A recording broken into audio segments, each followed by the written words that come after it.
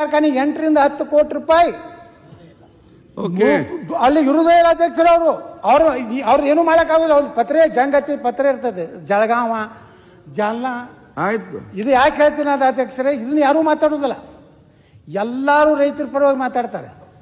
ರೈತ ಯಾವಾಗ ಉಳಿತಾನ? ಕಾರ್ಖಾನೆ ಉಳಿದ್ರೆ ಉಳಿತಾನ.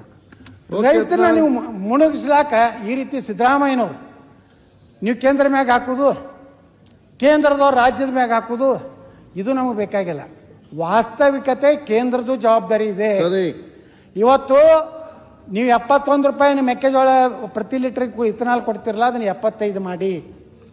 65 ರೂಪಾಯಿ ಇವತ್ತೇನು ನಮ್ಮ ಕಬ್ಬಿನ ಮೇಲಿನ ಇಥನಾಲ್ ಕೊಡ್ತಿರಲ್ಲ, ಅದನ್ನ 70 ರೂಪಾಯಿ ಮಾಡ್ರಿ. ಅಕ್ಕಿ ನೋಡ್ರಿ ಅಧ್ಯಕ್ಷರೇ, ನಿಮ್ಗೆ ಇಷ್ಟು ಕೆಟ್ಟ ಅನಿಸ್ತದ. ಒಂದು ಕಡೆ ಬಡವರಿಗೆ ಅಕ್ಕಿ ಇಲ್ಲ ಅಂತ ನಾವು ಹೇಳ್ತೀವಿ. ಈಗ ನನಗೆ ಲಕ್ಷ್ಮಣನವರು 1,000 ಟನ್ ಬಸನಗೌಡ ಮಾನ್ಯ ಅಧ್ಯಕ್ಷರೇ, ಬಸನಗೌಡ ಪಾಟೀಲರು 2 ವಿಷಯ ತಗೊಂಡು ಮಾತಾಡ್ತಾ ಇದ್ದಾರೆ. ಒಂದು ಸಕ್ಕರೆ ಕಾರ್ಖಾನೆ, ಇನ್ನೊಂದು ಇಥನಾಲ್ ಬಗ್ಗೆ. ಇಥನಾಲ್ಗೆ 75 ರೂಪಾಯಿ ಕೊಡಬೇಕು ಅಂತ ಕೇಳ್ತಾ ಇದ್ದೀರಿ. ಆಯ್ತು, 75 ರೂಪಾಯಿ ಕೊಡ್ತಾರಂತ ಇಟ್ಕೊಡ್ರಿ. ಏನ್ ಮಾಡ್ತೀರಿ ನೀವು ಪ್ರೊಡಕ್ಷನ್ ಮಾಡಿ? ಹೇಳ್ರಿ, ಅದನ್ನ ನೀವು ಹೇಳ್ರಲ್ಲ ಅಧ್ಯಕ್ಷರೇ. ನೀವು ಆಡಳಿತ ಪಕ್ಷದವ್ರ ಅಂಕಿ ಸಂಖ್ಯೆ ಹೇಳ್ರಿ. ನನಗೆ ಎಷ್ಟು ನಾನು ತೊದಲು ನೋಡಿ ಹೇಳೇನಿ. ಈಗ ಇಡೀ ರಾಜ್ಯದಲ್ಲಿ ಗೋವಿನ ಜೋಳ ರೇಟ್ ಬಿತ್ತು ಅಧ್ಯಕ್ಷ. 4ರಿಂದ 5 ವರ್ಷ ತನಕ ಇವತ್ತು ಗೋವಿನ ಜೋಳದ ರೇಟು 2,400 ರೂಪಾಯಿ ಫಿಕ್ಸ್ ಇತ್ತು. ಈ ವರ್ಷ ಗೋವಿನ ಜೋಳದ ರೇಟ್ ಯಾಕೆ ಬಿತ್ತು? ನಾವು ವಿರೋಧ ಪಕ್ಷದ ನಾಯಕರು ಮಾತಾಡೋ ಮುಂದೆ ಏನೋ ಮಾತಾಡೋದು ಬೆಳಕು ಚೆಲ್ತಾರಂತ ನಾನು ಗಮನ ಹರಿಸಿದೆ. ಪಕ್ಕಕ್ಕಿದ್ದ ಉಪನಾಯಕರ ಏನಾದ್ರು ಬೆಳಕ ಚೆಲ್ತಾರಂದ್ರೆ ಅವರು ಯಾಕೋ ಬಂದ್ ಮಾಡ್ಕೊಂಡು ಕುಂತರು. ಅಧ್ಯಕ್ಷರೇ, ಇಡೀ ದೇಶದೊಳಗ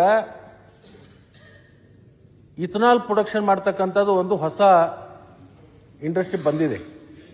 ಅದರಿಂದ ಕಬ್ಬು ಬೆಳೆಗಾರರಿಗೆ ಲಾಭ ಆಗಿದೆ, ಕಾರ್ಖಾನೆಯವರಿಗೆ ಲಾಭ ಆಗಿದೆ, ಗೋವಿನ ಜೋಳ ಬೆಳೀತಕ್ಕಂಥವ್ರಿಗೆ ಲಾಭ ಆಗಿದೆ, ಮತ್ತು ಭತ್ತ ಬೆಳೀತಕ್ಕಂಥವ್ರಿಗೆ ಲಾಭ ಆಗಿದೆ. ಕೇಂದ್ರ ಸರ್ಕಾರ ಇವತ್ತಿನ ದಿವಸ ನಾವೇನು ಇಥನಾಲ್ ಅನ್ನ ಪ್ರೊಡಕ್ಷನ್ ಮಾಡ್ತೀವಿ, ನಮ್ಮ ರಾಜ್ಯದಿಂದ ಎಷ್ಟು ತಗೊಳ್ತಾ ಇದ್ದಾರೆ, ಮಹಾರಾಷ್ಟ್ರದಿಂದ ಎಷ್ಟು ತಗೊಳ್ತಾ ಇದ್ದಾರೆ, ಗುಜರಾತಿದಿಂದ ಎಷ್ಟು ತಗೋತಾರೆ ಅಂತಕ್ಕಂಥದ್ದು ಸ್ವಲ್ಪ ಅವಲೋಕನ ಮಾಡ್ಬೇಕಲ್ಲ.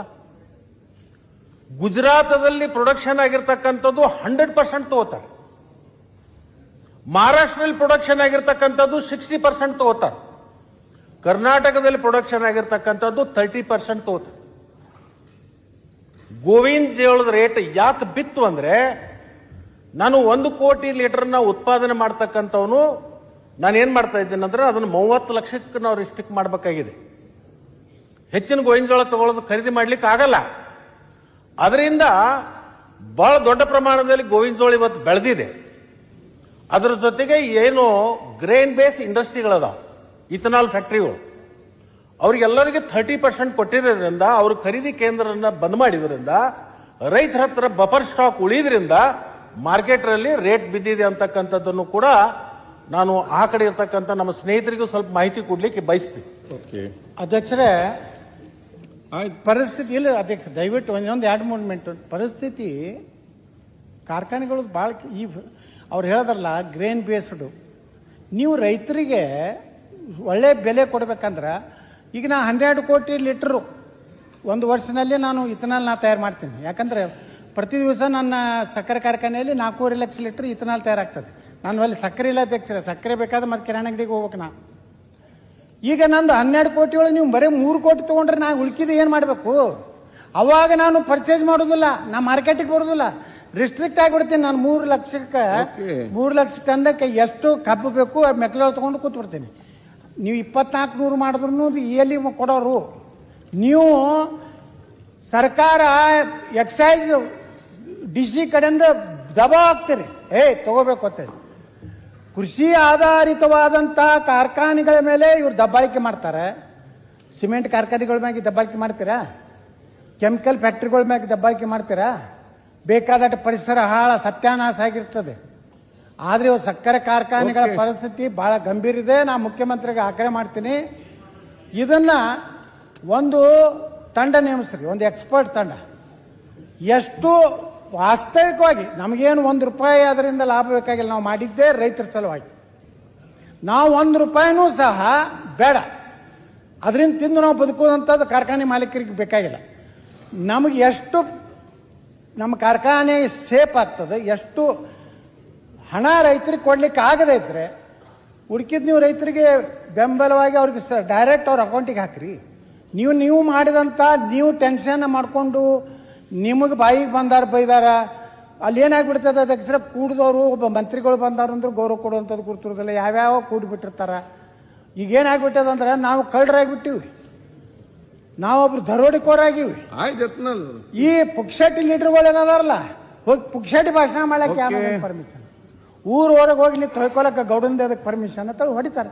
3,500,000 ತಕ್ಷಣ ಕೊಡದೇ ಇದ್ರೆ ಎಲ್ಲಿ ಉಗ್ರ ಓಡಾಟ ಮಾಡ್ತೀರಿ ಮಾಡ್ರಿ ನೀವು. ನಾ ಆಗ್ರಹ ಮಾಡ್ತೀನಿ ಮುಖ್ಯಮಂತ್ರಿಗಳಿಗೆ, ತಕ್ಷಣ ಎಲ್ಲ ಕಾರ್ಖಾನೆ ಮಾಲೀಕರನ್ನ ಕರೀರಿ.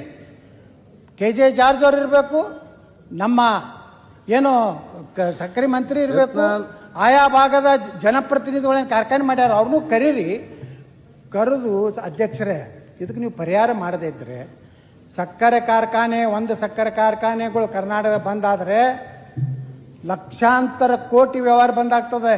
ಒಂದು ಪಂಚರ್ ಅಂಗಡಿ, ಕಿರಾಣ ಅಂಗಡಿ, ಬಂಗಾರ ಅಂಗಡಿ, ರೈತ ಅರ್ಬಿ ಅಂಗಡಿ, ಎಲ್ಲರೂ ಅದ್ರ ಮ್ಯಾಗ ಡಿಪೆಂಡ್ ಅದಾರ. ಅಧ್ಯಕ್ಷರೇ ನಾ ಕೈ ಮುಗಿದು ಮುಖ್ಯಮಂತ್ರಿ ಅವ್ರಿಗೆ ಕೇಳ್ತೀನಿ, ಅದಕ್ಕೆ ಪರಿಹಾರ ಏನ್ ಹೇಳ್ರಿ? ಪರಿಹಾರ ಹೇಳಿ. ಪರಿಹಾರ ಹೇಳಿದ್ರೆ ಬರೀ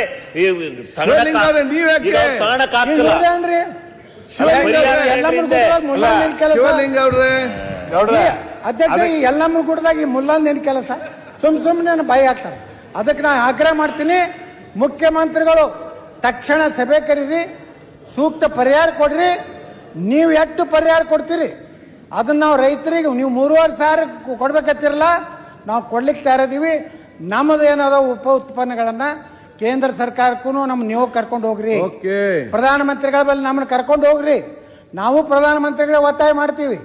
ಪ್ರಧಾನಮಂತ್ರಿಗಳ ನಿರ್ಣಯ ಮಾಡಿದ್ರಿಂದಲೇ ಈ ದೇಶದಾಗ ಸುಮಾರು 1 ವರ್ಷಕ್ಕೆ $1,00,000 ಕೋಟಿ ಫಾರಿನ್ ಎಕ್ಸ್ಚೇಂಜ್ ಉಳಿದಲಿಕ್ಕೆ ಕಾರಣ ನರೇಂದ್ರ ಮೋದಿ ಅವರು ಅಂತ ಮಾತನ್ನು ಹೇಳಿ ನಾನು ಅಭಿನಂದನೆಯನ್ನ ನಮ್ಮ ನಿತಿನ್ ಗಡ್ಕರಿ ಸಲ್ಲಿಸಿ, ಯಾರೇ ರಾಜಕಾರಣ ಮಾಡಲಿ, ಯಾರೇ ನನ್ನ ವಿರುದ್ಧ ಕೇಂದ್ರ ಹೈಕಮಾಂಡ್ ಕೇಳಿ, ಐ ಡೋಂಟ್ ಕೇರ್.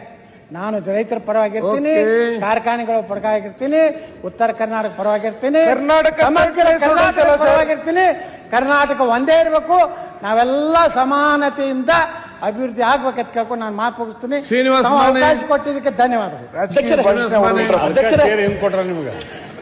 ಅಧ್ಯಕ್ಷರೇ ಮಧ್ಯಾಹ್ನ ಮಾತಾಡಲಿಲ್ಲ, ಎಲ್ಲಿ ಹೋಗೋದು ಇಲ್ಲ ಇರ್ತಾರೆ. ಮಾನ್ಯ ಅಧ್ಯಕ್ಷರೇ, ಅವಕಾಶಕ್ಕಾಗಿ ಸೋಮವಾರ ಇದೆ. ಧನ್ಯವಾದ.